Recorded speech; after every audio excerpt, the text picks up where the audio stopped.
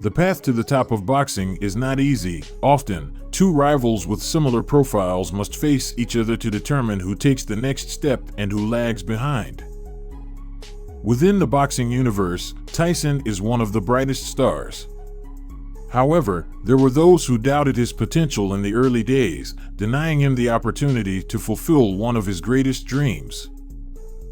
This only served as motivation to ignite the fire that would burn down all the opponents he had to face after that moment. But there was one, in particular, that will always remain in Mike's memory: Tyrell Biggs. Watch until the end to find out why Tyson trained for years to defeat Tyrell and how it all played out when, after humiliations and taunts, they finally faced each other in the ring. From a young age, Tyson presented himself as a true beast in the ring. However, he rarely felt antipathy towards his opponents outside of it. No matter how tough the punishment he dished out to his adversaries during battles, when they ended, he extended his hand as a symbol of sympathy and respect for his fellow boxer. But there was one opponent he came to hate, one with whom he seized the opportunity to step into the ring and unleash all the anger he had been holding onto for years. Tyrell Biggs may hold the title of the only opponent Tyson truly despised, not for his boxing abilities or as a threat, but for his big mouth, which he used to humiliate Mike on more than one occasion.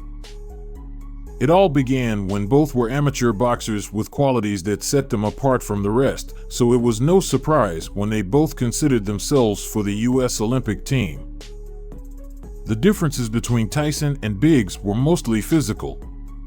Being taller and more robust, Tyrell gave the impression of being a tougher opponent to beat.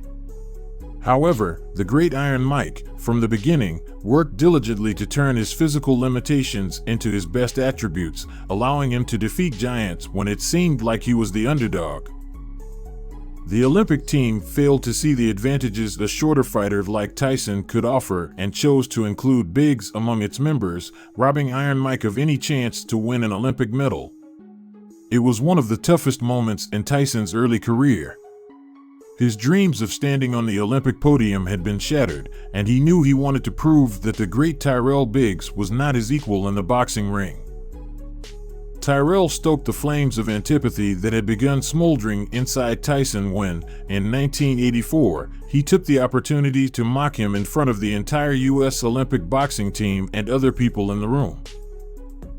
Demonstrating the great humility that characterized Tyson, he approached to wish his potential teammates a safe journey, and Biggs couldn't keep his mouth shut, so he ended up saying, mockingly, that he didn't know who Tyson was, but he was clear he wouldn't be getting on the plane with them. The insult, which could have passed as a simple joke, sank deep into Tyson's mind and heart, and the desire to prove himself as good as Tyrell turned almost instantly into the desire for revenge against someone who had underestimated and publicly humiliated him. Jumping ahead in time, Tyson would have the opportunity to face his nemesis, Tyrell Biggs, on October 16, 1987. Once the fight was agreed upon, Tyrell seized the opportunity to fuel the excitement surrounding the contest and revive an old rivalry by making public statements where he continued to try to humiliate Tyson. However, the great Iron Mike knew he had to let his fists do the talking, and he didn't want to spoil the excitement of the audience by announcing how he would win. But even the noble heart of a noble warrior like Tyson couldn't help but harden due to the hatred he felt for a big talker like Tyrell Biggs, which he channeled to explode against him that night. Tyrell entered the ring undefeated, with a record of 15 wins, 10 of them by knockout. Fans and expert commentators considered him the ideal opponent for Iron Mike. Tyson entered the arena with his titles, like a true champion, sending a clear message to Biggs that if he wanted to beat him, he would have to be as good as his attempts to humiliate him. Tyson's record was twice that of Biggs, even though he was 5 years younger. Not only was Tyson also undefeated, but he had won 31 fights at that point, with 27 of them by knockout. Anyone who experienced defeat that night would remember their opponent as the man who ended their winning streak, fueling the mutual hatred between them. With the first bell, what many would call the event of the year began. But for Tyson and Biggs, it was the opportunity to finally prove who the better boxer was. Tyson came out of his corner with the aggression he was known for, while Biggs used his footwork to avoid the attacks Iron Mike had contained for years. Tyson didn't seem intimidated by the physical qualities that had favored Biggs when he was chosen for the Olympic team years ago, and he set the pace of the fight in the first round. He's trying for the head. Now we're seeing head. During the second round, Tyson, the Beast, actively pursued his prey around the ring, seeking the opportunity to land punches to Biggs's head and upper body. Biggs couldn't evade forever, and with 30 seconds left in the round, he had to endure a significant combination of blows from the man who had said he lacked what it took to hurt him. Right hand does most damage. There was a big right hand. Now, Georgie Bennett's gonna say, keep those hands high. By the third round, Tyson's strategy was becoming clear. He was directing most of his attacks to Biggs's body to wear him down and seek a knockout victory in the later rounds.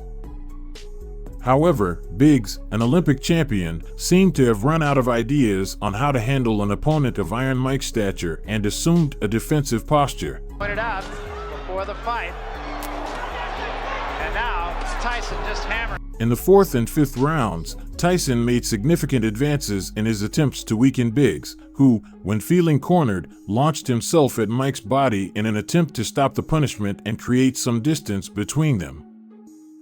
The quality of the occasional attacks Biggs launched was not comparable to the onslaught he was receiving from the opponent he had underestimated and mocked for years. Every jab or uppercut Tyson threw surely struck a blow to the ego of the Olympic champion, whose medal did not exempt him from receiving the fury of a true warrior. Tyrell Biggs now. Start throwing some uppercuts. He took a big left hand there. The physical wear and tear that Tyson had planned from the early rounds of the fight began to show on Biggs's body during the 6th and 7th rounds. By this point in the contest, one of them was actively seeking victory, while the other was trying to stay on his feet for as long as possible. Biggs entered the 7th round with a high risk of not completing it, and Tyson knew it.